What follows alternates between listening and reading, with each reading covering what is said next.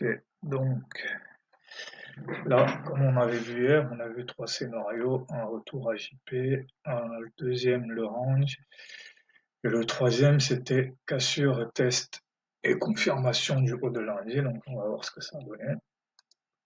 Et il y avait une news à 16h, donc on attendait de voir ce qui allait se passer. Donc là, il y a la news qui va tomber, donc là on ne va rien faire.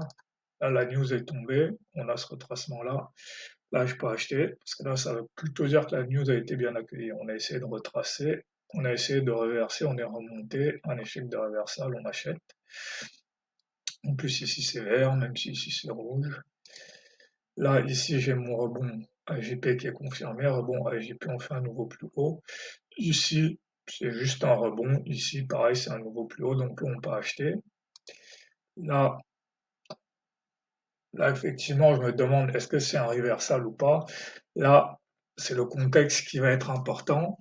La veille, on a eu une hausse. Là, AJP est devenu support. Le plus probable, c'est que ce soit une hausse. Donc là, on ne va pas vendre ici. On va toujours pas vendre. Même si là, on a deux bougies. Là, ce qu'on va se dire, ce que je vais me dire, c'est que si ça doit être un range, alors je préfère acheter ici. Je préfère en fait, vu que mon hypothèse est qu'on va continuer à monter, si jamais mon hypothèse est fausse, je préfère acheter ici plutôt que de tenter de vendre ici, en fait.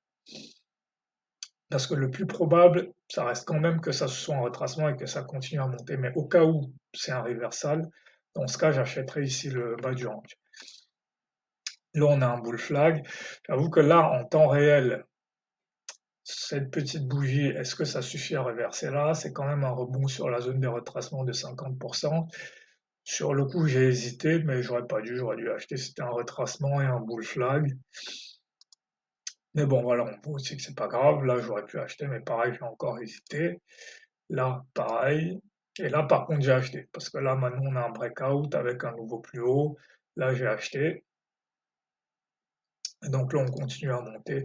Là, maintenant, à partir de là, on est en mode openly, en fait. Là, attends, je me suis encore trompé. Ici, c'est le DXY. On doit voir.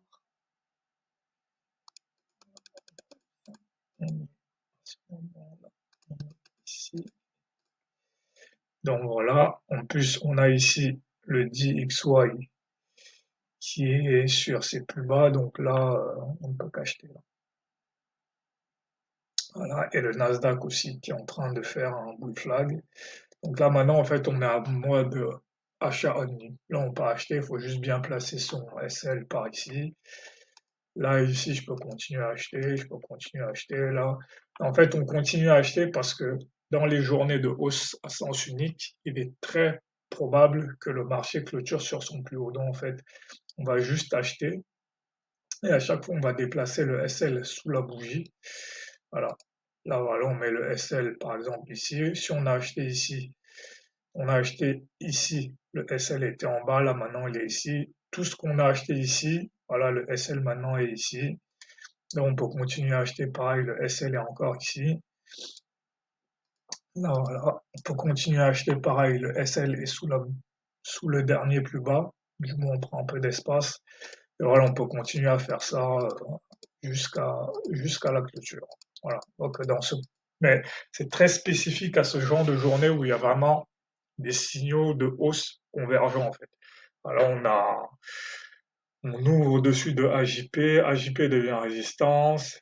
Dès qu'on croise une résistance, on a juste un faible retracement et on repart à la hausse. Là, dans ce genre de journée, ce contexte, ça arrive 25% du temps. Là, c'est vraiment, on achète, on passe la journée à acheter. Donc voilà. Donc les moments clés, c'était vraiment le fait que AJP devienne résistance. Ici, le haut de lundi qui casse très facilement. À partir de là, c'est un point de vue.